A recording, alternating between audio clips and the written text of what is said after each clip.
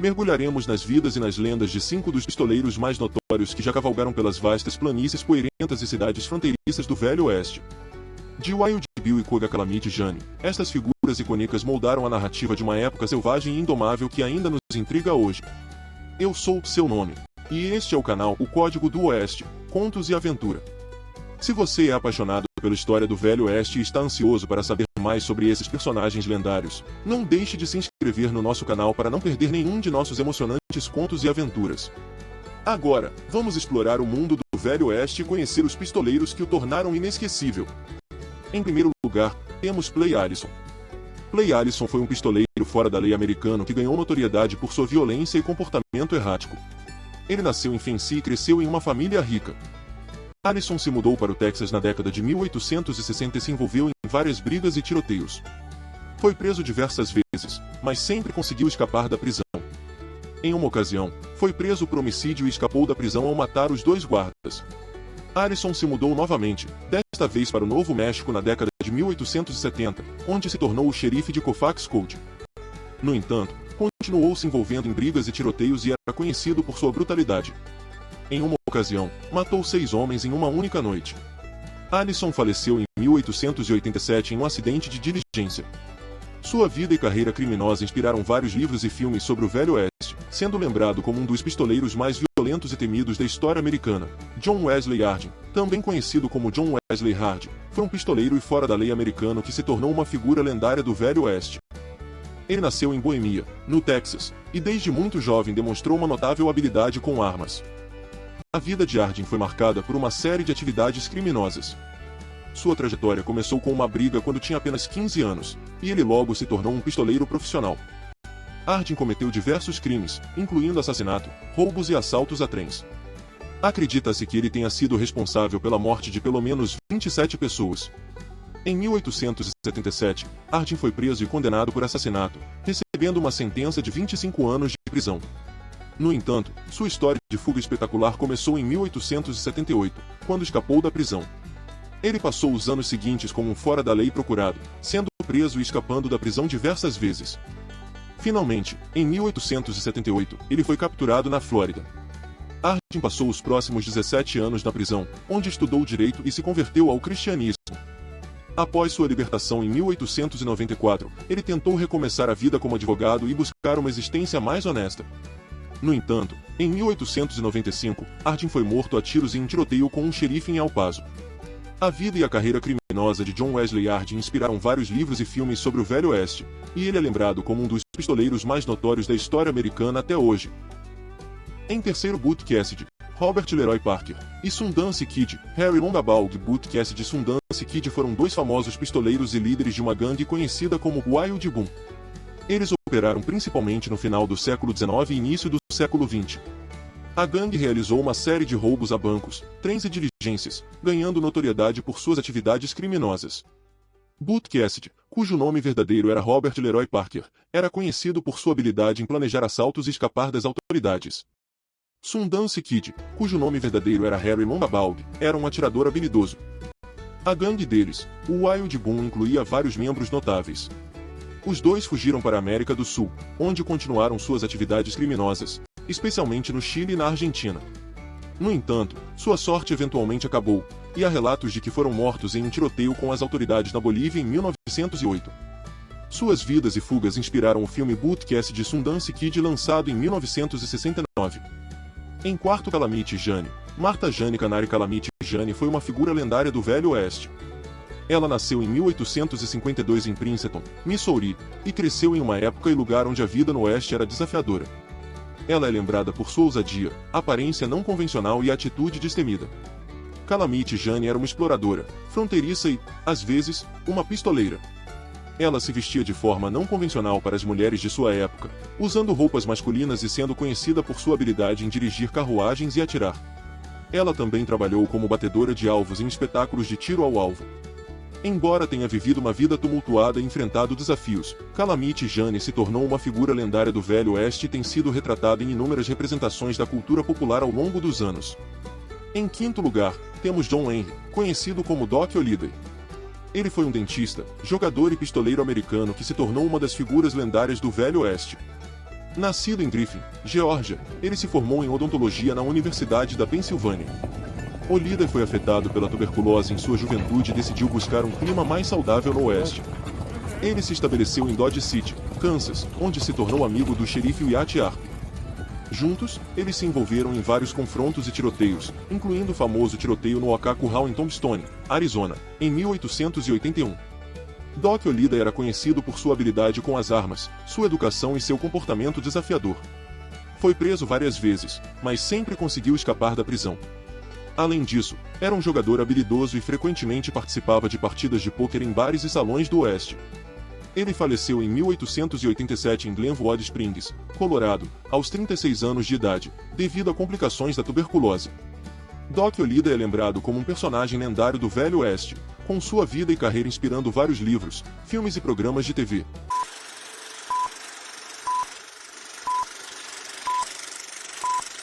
Vamos explorar as 5 armas que se destacaram nesse cenário repleto de desafios e conflitos. De revólveres a rifles, cada uma dessas armas tem sua própria história fascinante e contribuição para a narrativa rica do Velho Oeste. Junte-se a nós enquanto desvendamos os segredos por trás do Colt Walker, do Rifle Sharks, do Sofield 45, do Winchester 44 e do famoso Colt 45, também conhecido como DPA-Semaquir. É hora de reviver os dias selvagens empoeirados da fronteira americana, começando com o Colt Walker, um revólver de ação simples que pode conter 6 balas de calibre 44. Este revólver foi criado em meados da década de 1840, resultado de uma colaboração entre o capitão dos Texas Rangers, Samuel Walker, e Samuel Colt, um inventor renomado de armas de fogo. O Colt Walker é notável por sua potência e capacidade de fogo, sendo superado apenas em 1935 com a chegada da arma Magnum 357. O Winchester 44, popularmente conhecido como o rifle que conquistou o Oeste, era famoso por seu mecanismo de ação de alavanca, permitindo ao atirador disparar vários tiros antes de recarregar. O primeiro modelo de destaque foi o modelo 1866, apelidado de Yellow Boy devido ao seu receptor de latão. Em seguida temos o Colt 45, a arma mais amplamente utilizada no Velho Oeste, que mais tarde ganhou o irônico apelido de DPA-Semaquir, o pacificador. Esse nome surgiu devido à falta de xerifes constantemente presentes para manter a paz durante um período repleto de confrontos e assaltos. Os proprietários de fazendas e cidadãos precisavam de uma arma confiável para se defender contra agressores, e o Colt 45 se tornou a escolha comum. Além disso, essa arma foi muito usada por uma figura lendária do Oeste, Wyatt Earp, um conhecido agente da lei da época. O Sofield 45, projetado pelo Major George Sofield, era a arma ideal para os soldados da cavalaria nos Estados Unidos.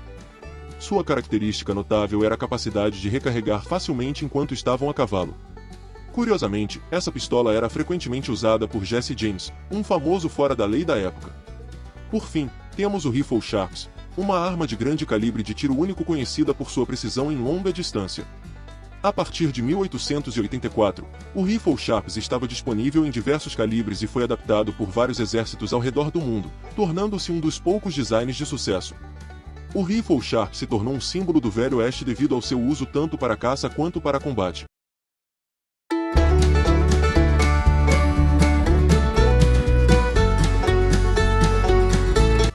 A espingarda de cano duplo é uma arma que possui 2 canos paralelos, permitindo 2 tiros individuais a serem disparados rapidamente em sequência.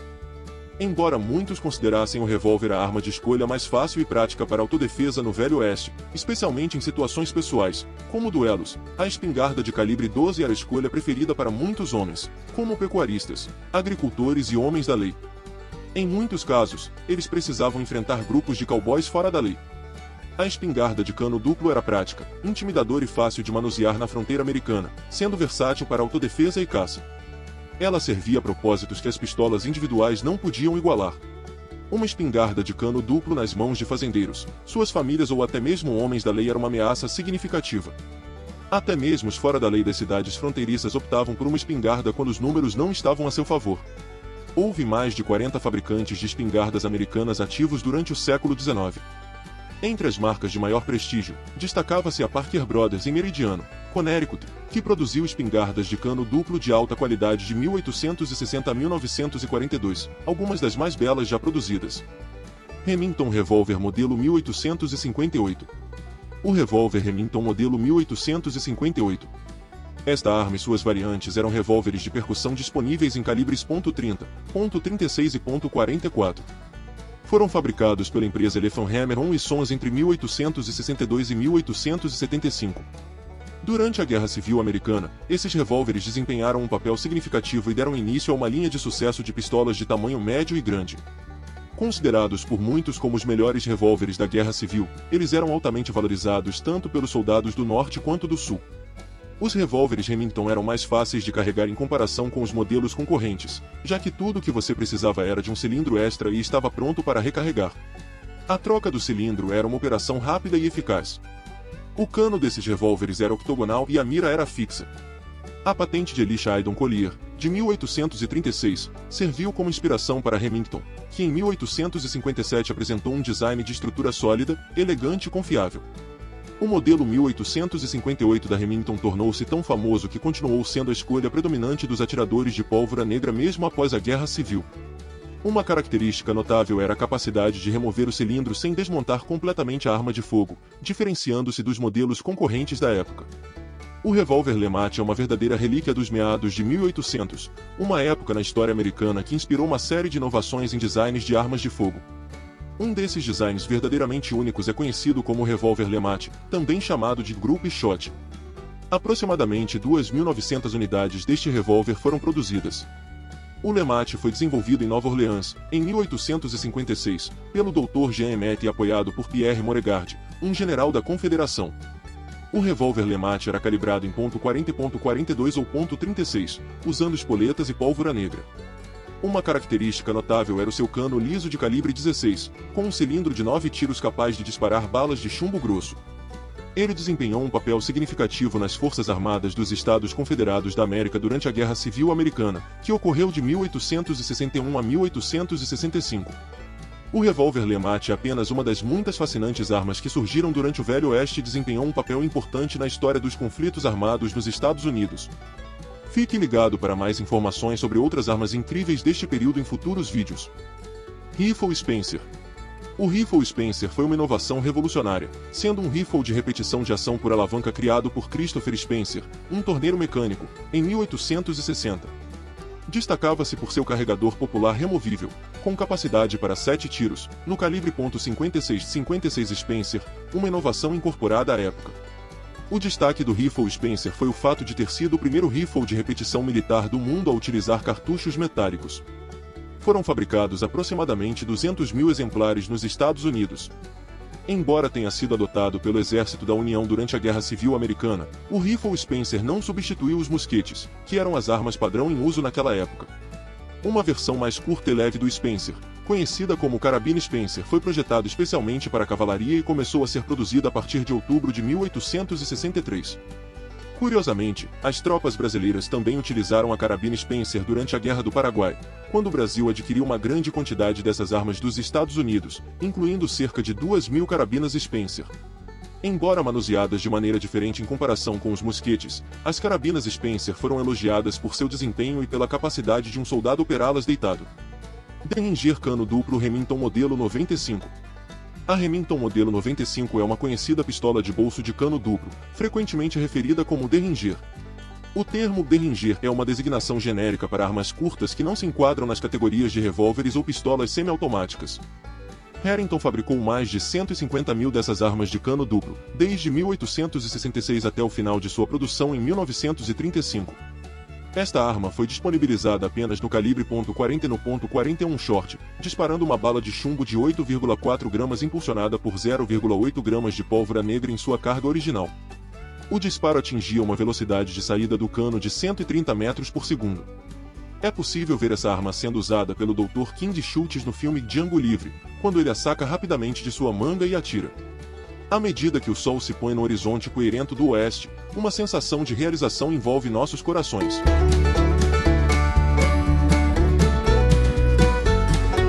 Até no Faroeste é comédia e bem-vinda. Separei 8 filmes para relembrarmos. Pode sorrir à vontade. Número 8, Os Três Amigos. Neste filme, 3 atores de cinema se veem presos em uma situação em que precisam salvar uma cidade das garras de um bandido opressor. Enquanto enfrentam essa desafiadora missão, a trama é recheada de situações hilariantes que garantem muitas risadas. Steve Martin. Chevy Chase. You have anything besides Mexican food? Martin Short. The Three Amigos. Número 7, em City Slickers. City Slickers é um faroeste contemporâneo que narra a história de três amigos que embarcam em umas férias muito necessárias em um rancho. O filme equilibra com maestria momentos cômicos e sérios, tornando-se um favorito entre o público. E quem pode esquecer da icônica saudação a Curly? City folk. Billy Crystal. She's bursting. Reach in, pull out the cap. You know, this was not in the brochure. And Jack Palance in his Oscar-winning role. I crap figure new. City Slickers. Número 6. Xerife. James Garner e Jack Law estrelaram este filme e apoiam seu pistoleiro local. Westerns engraçados com James Garner interpretando o cérebro cercado por aqueles que não os têm.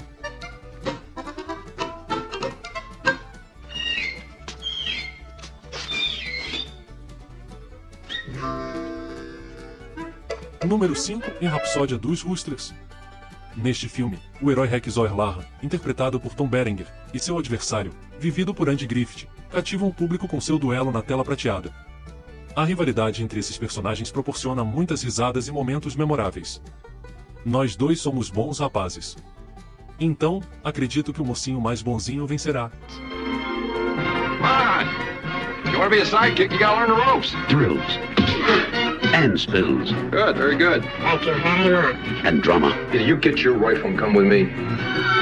in Rustler's Rhapsody from the director of Police Academy. Número 4, o Cheyenne Social Club. James Stewart e Henry Fonda interpretam de maneira brilhante dois vaqueiros idosos que inesperadamente se encontram gerenciando uma casa de má reputação. Suas personalidades simples tornam a situação ainda mais hilária. Quem não se lembra de Harley e suas conversas infindáveis? Hard-working cowboys who didn't know what they were getting into when they inherited the Cheyenne Social Club. Pauline, I wondered how long it was going to... Número 3, o vilão. Arnold Schwarzenegger surpreende o público com sua atuação em um faroeste cômico que reúne um elenco all-star dos anos 70. O filme possui um toque de Looney Tunes e destaca o notável cavalo chamado Whiskey. Old West as you've never seen it before. Ridiculous. And downright hilarious. Just the banker want him watched. He needs to be looked after. Cactus Jack. 1 milhão de maneiras de pegar na pistola. Apesar das dúvidas iniciais devido à zombaria da era da expansão para o oeste, este filme de Seth MacFarlane conquista risos incontroláveis. A história é uma verdadeira pérola de comédia no Velho Oeste, com James Garner interpretando o cérebro cercado por aqueles que não compartilham de sua astúcia.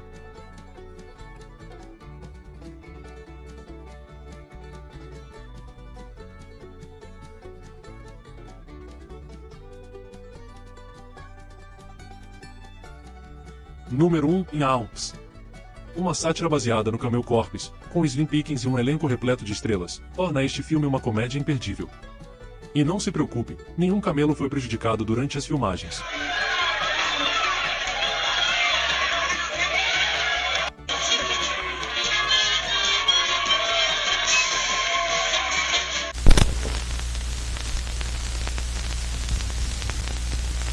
Os 8 vilões mais notórios do Velho Oeste.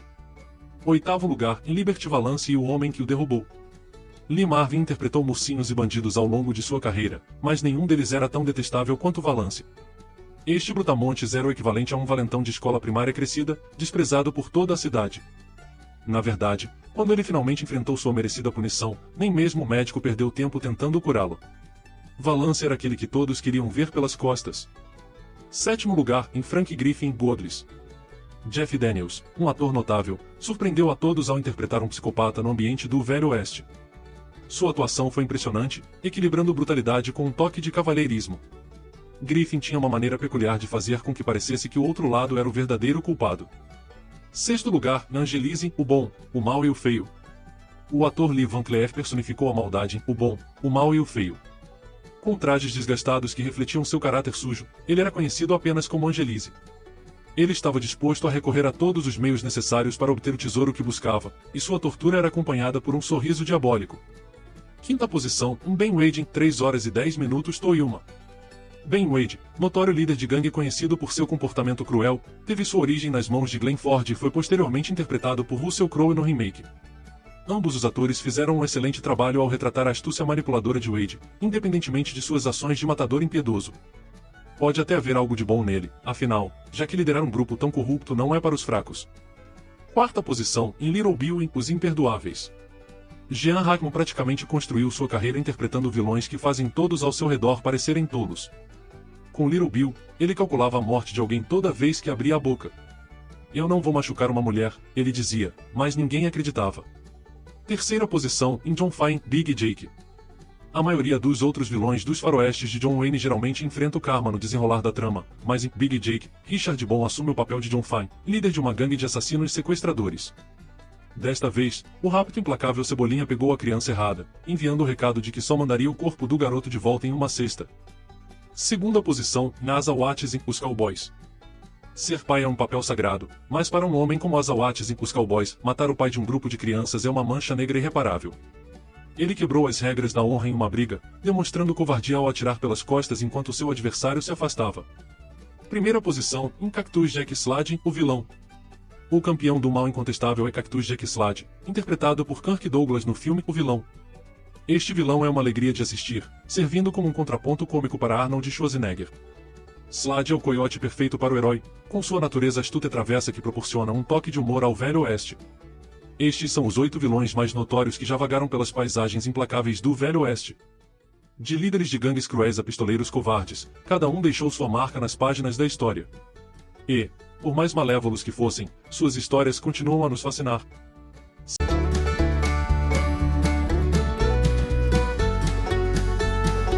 Johnny Ringo. O cavalo pálido era a montaria sinistra do homem conhecido como a Morte, e todos que o seguiam sabiam que seu destino estava selado. John Peter Ringo, nascido em 3 de maio de 1850, em Greensford, Indiana, viu sua vida tomar um rumo inesperado quando sua família decidiu buscar melhores oportunidades e se mudou em 1864. Foi nessa jornada que a tragédia o encontrou. Seu pai, ao sair do vagão, sofreu um trágico acidente, atirando acidentalmente em si mesmo com uma espingarda. Johnny, como era chamado, tornou-se o homem da família e liderou-os com segurança até San José, Califórnia. Dotado de carisma e lealdade a seus amigos, sua personalidade cativante era evidente. No entanto, em algum ponto do caminho, Johnny se viu atraído pela ilegalidade. Talvez tenha sido o encanto do submundo que o fez deixar a Califórnia. Quem pode dizer? Às vezes, é difícil entender as motivações de uma pessoa. Alguns anos depois, Johnny estava no Texas, vagando em 1875.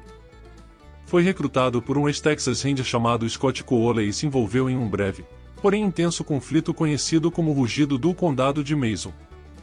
Embora várias mortes tenham ocorrido durante esse período, nenhuma delas poderia ser diretamente atribuída a Johnny.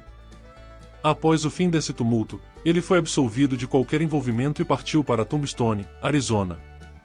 Em Tombstone, Johnny encontrou os clãs e tornou-se um membro ativo dos Cochise County Cowboys, um grupo vagamente organizado de combatentes que desempenharam um papel importante no infame tiroteio no OK Corral. Ringo era ferozmente leal ao grupo e, em um ato de vingança, até participou de uma caçada às ervas. Mas o destino sombrio já estava traçado. Em 14 de julho de 1882, Johnny Ringo foi encontrado a cerca de 90 minutos de Tombstone, caído contra uma árvore, com uma bala na cabeça. O legista considerou suicídio, mas muitas perguntas permaneceram sem resposta, e o mistério pairou sobre sua morte. Em Dirty Dan's Ranch, não muito longe do túmulo de Ringo, há quem tem as suas teorias. Com base em pesquisas e investigações próprias, Dirty Dan compartilhou sua opinião de que o famoso fora da lei talvez não tenha encontrado um fim autoimposto.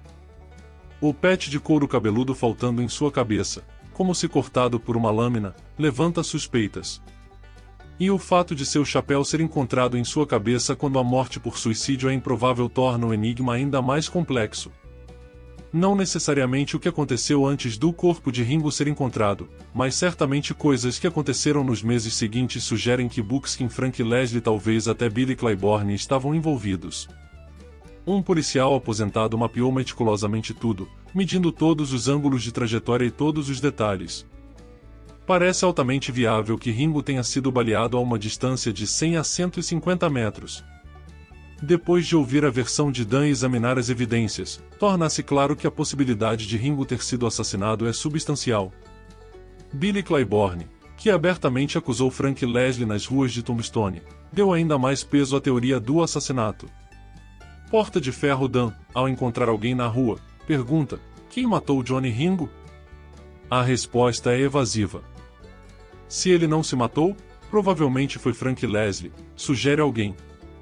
As acusações contra Leslie ganharam força, especialmente quando se considera a declaração de Billy Claiborne em seu leito de morte de que Leslie era o culpado.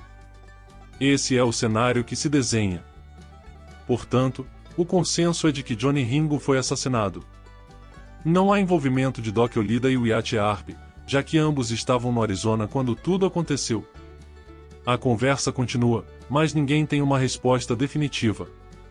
Johnny Ringo foi frequentemente retratado em Hollywood como um vilão, uma combinação de todas as histórias que o cercam. Essas representações criaram um personagem que amamos odiar. No entanto, na realidade, Ringo era um homem complexo, leal a seu grupo e, talvez, atormentado.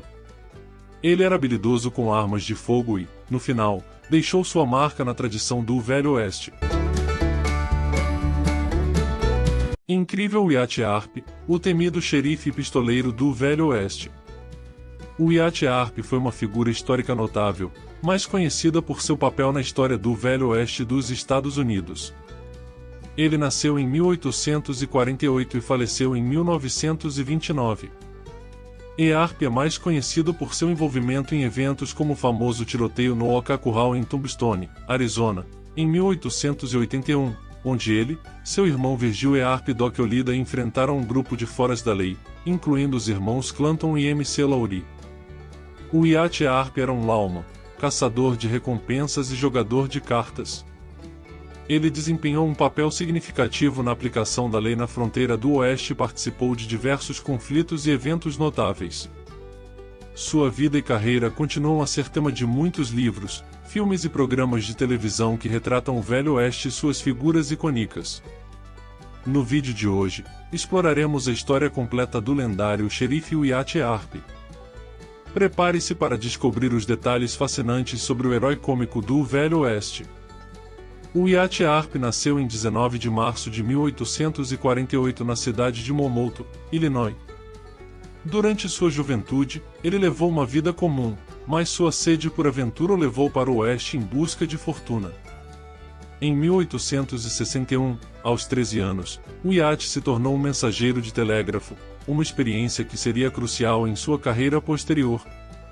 Ele também teve uma breve passagem na 83ª Infantaria durante a Guerra Civil, onde suas habilidades de liderança e determinação se destacaram.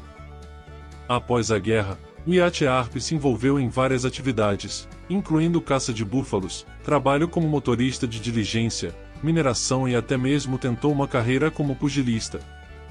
Essas experiências moldaram sua coragem e adaptabilidade, características que seriam essenciais em sua futura carreira como homem da lei.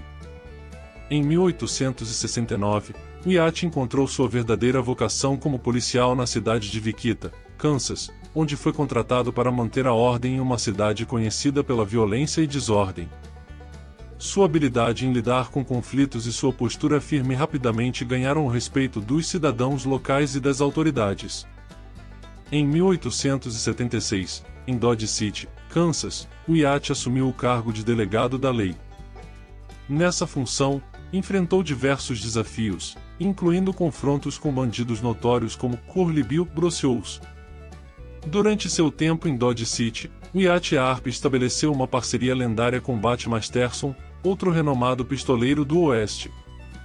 Juntos, enfrentaram inúmeros desafios, garantindo que as cidades se tornassem lugares mais seguros para os cidadãos de bem. No dia 26 de outubro de 1881, ocorreu o famoso tiroteio no Ocaco Hall, no Arizona. Nesse conflito, Wyatt Earp, junto com seus irmãos Virgil e Morgan, e Doc Holliday, confrontou uma gangue de foras da lei liderada pelos irmãos Clanton e MC Laurie. Embora o tiroteio tenha durado apenas cerca de 30 segundos, resultou em mortes e ferimentos de ambos os lados. Esse evento ganhou notoriedade e gerou um intenso debate sobre a legalidade das ações de Arp e seus companheiros. Após o tiroteio no Okaku Hall, Wyatt Earp e seus aliados foram submetidos a um julgamento amplamente conhecido como o Julgamento de Earp, que atraiu grande atenção da mídia da época. Apesar das acusações e críticas, Earp e seus companheiros foram absolvidos, o que reforçou sua reputação como homens da lei. A rivalidade com os Clanton continuou a resultar em mais violência. Wyatt Earp foi emboscado e ferido gravemente, e seu irmão Morgan Earp foi assassinado em um ato de vingança. Determinado a buscar justiça, Wyatt liderou uma caçada implacável aos responsáveis e seus aliados. Eles perseguiram e eliminaram membros da gangue Clanton Clawry, demonstrando sua determinação incansável em defender a lei e a ordem. No entanto, essas ações também levantaram polêmicas e o colocaram em conflito com certas autoridades locais. Após os eventos tumultuados em Tombstone, Wyatt Earp deixou a cidade e se envolveu em diversas atividades. Ele tentou encontrar fortuna na febre do ouro de Klondike, mas infelizmente não obteve sucesso. Em seus últimos anos, ele se estabeleceu em Los Angeles, na Califórnia, onde trabalhou como consultor de filmes do Velho Oeste. Sua vasta experiência e conhecimento das histórias do Oeste tornaram-se valiosos para os cineastas da época que buscavam autenticidade em suas produções. Apesar de enfrentar dificuldades financeiras, Wyatt nunca deixou de ser reconhecido como uma figura lendária do Velho Oeste. Ele foi entrevistado por jornalistas e escritores, compartilhando suas histórias e experiências, contribuindo para a construção da mitologia do Oeste americano. Wyatt Earp faleceu em 13 de janeiro de 1929 aos 80 anos de idade. Sua vida foi marcada por aventuras, princípios inabaláveis de justiça e coragem inigualável. Seu legado perdura, inspirando gerações posteriores a explorar e compreender o fascínio e a complexidade do Velho Oeste. Desde sua juventude até seus últimos dias, Wyatt Earp deixou uma marca indelével no imaginário popular.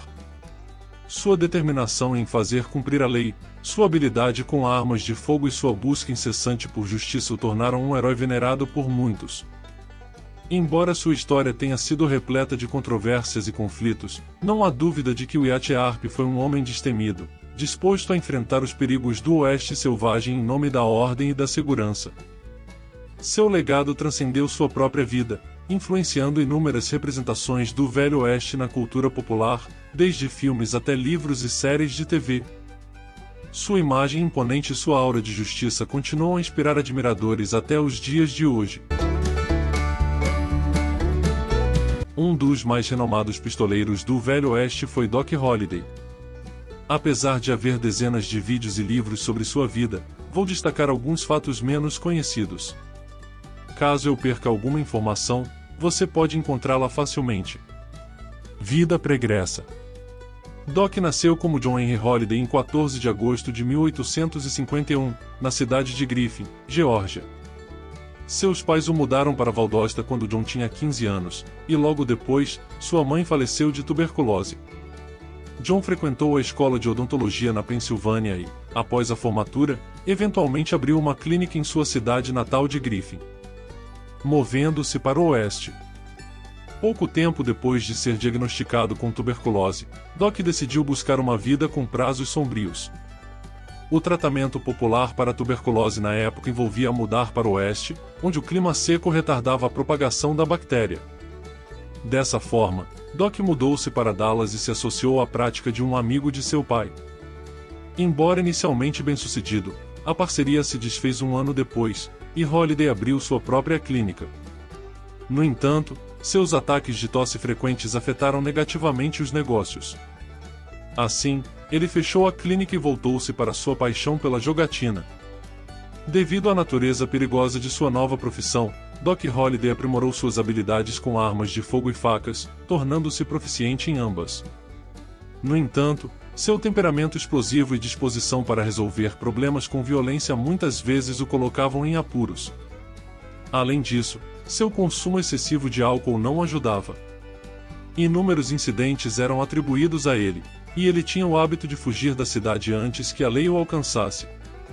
Wyatt Earp conheceu Doc enquanto caçava o fora da lei Dave Rudabaugh, e ao longo do tempo, os dois se tornaram amigos em Dodge City. Holiday apoiou Wyatt quando este estava em desvantagem, e Earp nunca esqueceu essa lealdade.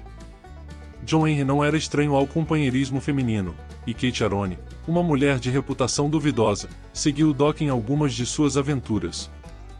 Ambos eram temperamentais quando o álcool estava presente, tornando o relacionamento volátil e culminando em uma separação amarga. A história continua com a chegada de Doc Holliday em Tombstone, onde lendas do Velho Oeste são forjadas. Antes do famoso tiroteio em OK Corral, no qual ele ajudou a matar Frank MC Glory e feriu gravemente Tom, ele enfrentou muitos desafios. Hollywood nos fez acreditar que o Dr. Holliday estava constantemente acumulando riquezas, mas essa não era a realidade. Na verdade, Hollywood exagerou bastante. Existe a possibilidade de que o assassino do motorista, Bud Philpott, tenha sido Doc, até que sua namorada Kate o acusou disso. No entanto, há argumentos de que a facção dos Cowboys, um grupo de fora da lei, pode ter sido responsável pela ação e tentado incriminá-lo. Como muitos homens armados do Velho Oeste, Doc Holliday foi creditado com mais assassinatos do que realmente participou. Na verdade, ele é conhecido por ter se envolvido em apenas 3 mortes. Wyatt Earp descreveu Doc Holliday como um dentista que as circunstâncias transformaram em jogador, um cavalheiro que a doença transformou em vagabundo, um filósofo que a vida dotou de sagacidade cáustica, um homem loiro, magro e quase cadavérico devido à tuberculose, e ao mesmo tempo, o jogador mais habilidoso e nervoso, o homem mais rápido e mortal com uma pistola de 6 tiros que já se viu. A ideia de que Doc e Wyatt Earp eram amigos para toda a vida pode não ser o caso. Depois de deixar o Arizona, eles tiveram uma discussão em Albuquerque, Novo México, provavelmente sobre a namorada de Earp, Josie. Após esse incidente, eles se separaram e nunca mais se viram. A ideia de que eles voltaram secretamente ao Arizona para assassinar Johnny Ringo é improvável, já que Doc Holliday estava em julgamento em Pueblo, Colorado, e Wyatt Earp não estava na região. No entanto, alguns registros do tribunal confirmam que Doc estava em Pueblo naquela época. Doc Holliday vagou pelo Colorado, perdendo todo o seu dinheiro e se envolvendo em mais confusões. Sua tuberculose estava consumindo-o rapidamente, e ele se registrou no Hotel Glenwood na tentativa de encontrar algum alívio nas fontes termais da região. Infelizmente, a umidade provavelmente exacerbou sua condição, e John Henry Holliday faleceu em 8 de novembro de 1887. Muitos de seus pertences pessoais foram vendidos para pagar seu enterro. Conclusão: a persona de Doc Holliday foi retratada no cinema e na televisão em mais de 40 ocasiões, e o público claramente se identifica com ele. Acredito que isso ocorre porque ele era um amigo leal que, devido à sua condição de saúde, não tinha nada a perder. Todos nós apreciamos a imagem desse homem de raciocínio rápido, dentista perigoso e jogador habilidoso. Sua lenda perdura no Velho Oeste. A maior parte das informações sobre a vida de Nat Love vem diretamente de suas próprias palavras, em sua autobiografia intitulada A Vida e Aventuras de Nat Love, mais conhecido no país do gado como The Advold Dick.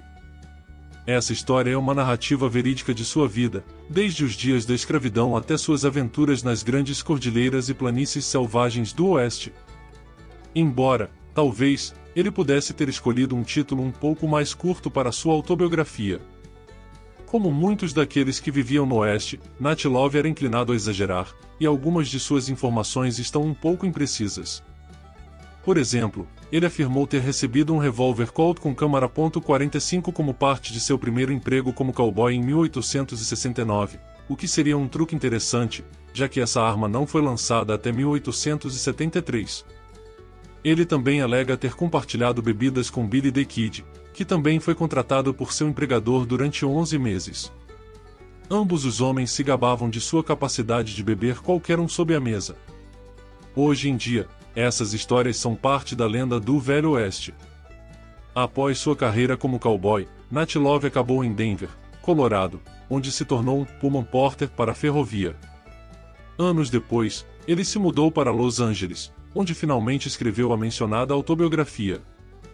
Nat Love faleceu em 1921, provavelmente não como resultado do título de sua autobiografia, que é notavelmente longo, mas essa é uma piada desnecessária. No entanto, a história de sua vida é um legado duradouro. Em 2021, um filme chamado Quanto Mais Eles Caem apresentou uma narrativa fictícia das aventuras de Nat, colocando-o na companhia de outros icônicos cowboys afro-americanos, como Jim Beckwourth, Bill Piquet e Diligência Maria. Embora o filme tenha seu lado divertido, vale ressaltar que a história nunca reuniu todos esses personagens notáveis da mesma maneira. Mas, como eles dizem, às vezes é melhor morrer com a lenda do que viver com a verdade. O que podemos afirmar com certeza é que Nat Love era de fato um cowboy excepcional e um verdadeiro ícone do Velho Oeste.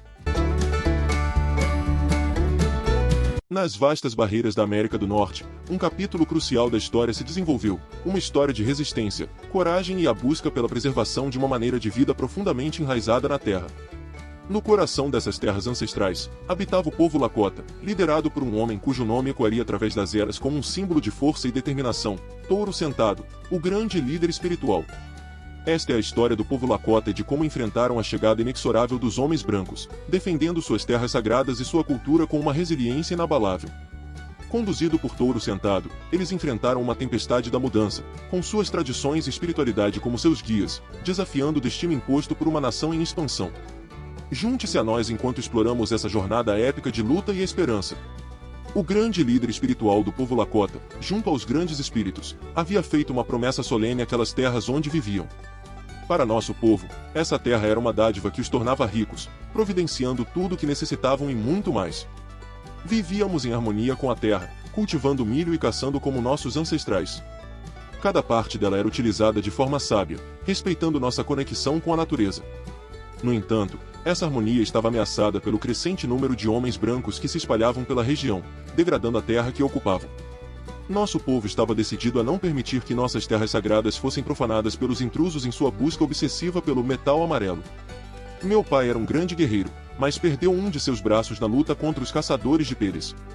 Isso o impediu de lutar a cavalo, mas ele assumiu a responsabilidade de defender nossa tribo na ausência dos guerreiros.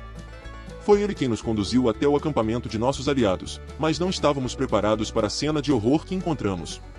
O acampamento de nossos amigos estava desolado, com idosos, mulheres e crianças dilacerados pelos soldados vestidos de azul. Essa imagem terrível ficou gravada em minha mente, e muitas noites desde então foram atormentadas por pesadelos que me fazem reviver aquele dia. Nossas terras já não eram seguras, e assim decidimos partir em direção às Montanhas Negras, que eram tão sagradas para nosso povo. Foi quando avistamos a silhueta de um grupo de cavaleiros no topo da colina, com chapéus de abas longas que denunciavam sua identidade como homens brancos. Os casacos azuis olhavam famintos para nós, vendo-nos como presas indefesas, e avançaram com seus instrumentos de metal que anunciavam a chegada dos espíritos da morte. Meu pai ordenou que criássemos um círculo defensivo usando nossos pertences como cobertura. Deram-me um rifle, que era pesado demais para um garoto como eu, mas eu já estava mirando e prestes a atirar quando meu pai me ordenou que esperasse até que o inimigo se aproximasse, pois eu só teria uma chance. Os guerreiros brancos circularam nossas defesas, soltando gritos selvagens. Um deles avançou contra minha posição, com um olhar sanguinário que fez meus joelhos tremerem. No entanto, eu era filho de águia que canta, e a coragem fluía em nossas veias. Mantive minha posição firme e, com determinação, derrubei o guerreiro branco. Meu pai olhou para mim com orgulho e surpresa. Meu pai fez tudo o que pôde para defender nosso povo, mas os casacos azuis eram numerosos demais. Ele caiu, protegendo seus amigos e pais, e nossas flechas quase esgotadas. O fim parecia quando a terra começou a tremer, assustando os homens brancos. Um grande grupo de guerreiros Sioux apareceu, soltando gritos de guerra poderosos que fizeram os guerreiros brancos recuarem com medo. Os casacos azuis buscaram fugir, mas muitos deles foram feitos pelos nossos guerreiros. Ajoelhei-me ao lado do meu pai, que ainda estava vivo, mas seus momentos eram contados. Ele conseguiu dizer que estava feliz, pois sabia que seu filho agora se tornaria um grande guerreiro. Nossos bravos guerreiros voltaram depois de perseguir os casacos azuis, e um deles se destacou, Touro Sentado, o grande líder espiritual do povo Lakota. Sob seu comando, os Lakota resistiram com firmeza ao avanço implacável dos homens brancos. Eles não estavam dispostos a ceder suas terras ou renunciar ao seu modo de vida. Assim, a guerra entre nosso povo e os homens brancos se tornou recente, com Touro Sentado liderando a resistência com coragem e determinação. Sob a liderança de Touro Sentado, o povo Lakota estava resoluto na sua determinação em proteger as suas terras sagradas e o seu modo de vida da invasão implacável dos colonos brancos. O confronto entre nosso povo e os recém-chegados transformou-se num conflito total, marcado por actos de bravura, sacrifício e tragédia. A sabedoria e orientação espiritual de Touro Sentado tornaram-se a pedra angular da nossa resistência. Ele reuniu nossos guerreiros, uniu as tribos Lakota e buscou alianças com outras nações indígenas. Juntos, enfrentamos os formidáveis desafios colocados pelo avanço das forças do governo dos Estados Unidos e dos colonos que procuram expandir o seu território. À medida que a batalha avançava, o Touro Sentado emergiu como um símbolo de esperança e resiliência. A sua visão estendeu-se para além da luta imediata por terras e recursos. Ele viu a importância de preservar a cultura, a espiritualidade e o modo de vida Lakota para gerações futuras. Ele se tornou não apenas um líder militar, mas também um líder espiritual, guiando nosso povo nas horas mais sombrias. O conflito foi marcado por acontecimentos trágicos, como o infame massacre do Joelho Ferido, onde muitos homens, mulheres e crianças Lakota inocentes perderam a vida. Apesar destas dificuldades, Touro Sentado permaneceu firme, defendendo a paz sempre que possível, mesmo quando as probabilidades pareciam intransponíveis. No final, o povo Lakota resistiu e a nossa cultura e tradições persistiram, em grande parte graças à sabedoria e liderança do Touro Sentado. Embora a luta pelas nossas terras sagradas tenha sido dolorosa e dispendiosa, serviu como um testemunho da força e resiliência do nosso povo e da nossa determinação em proteger o nosso modo de vida. O legado do Touro Sentado continua a inspirar gerações de Lakota e povos indígenas em todas as Américas. O seu compromisso em preservar o nosso patrimônio e resistir às forças da colonização continua a ser um farol de esperança e um lembrete de que o espírito do povo Lakota perdura, tal como fazem as nossas terras sagradas, apesar dos desafios que enfrentamos. Nesta conclusão emocionante, vemos a história do povo Lakota, liderada por Touro Sentado, como um testemunho de resiliência, perseverança e a importância vital de manter viva a herança cultural. Apesar das adversidades e desafios enfrentados pelo povo Lakota durante sua luta contra a expansão dos colonizadores, eles continuaram a preservar sua rica tradição espiritual e cultural, passando esses valores para gerações futuras. É uma história que nos lembra da importância de respeitar e valorizar as culturas indígenas e de considerar as profundas conexões que existem entre as pessoas e a terra. A jornada do povo Lakota, liderada por Touro Sentado, inspira-nos a enfrentar nossos próprios desafios com coragem e determinação, mantendo nossos valores e raízes culturais no cerne de tudo o que fazemos. Convidamos você a se inscrever no canal O Código do Oeste, Contos e Aventura para explorar mais histórias como essa, que celebram a coragem e a resiliência de pessoas e culturas que moldaram o passado e continuam a inspirar o presente. Junte-se a nós enquanto exploramos os contos épicos do Oeste e a rica tapeçaria de aventuras que ele oferece.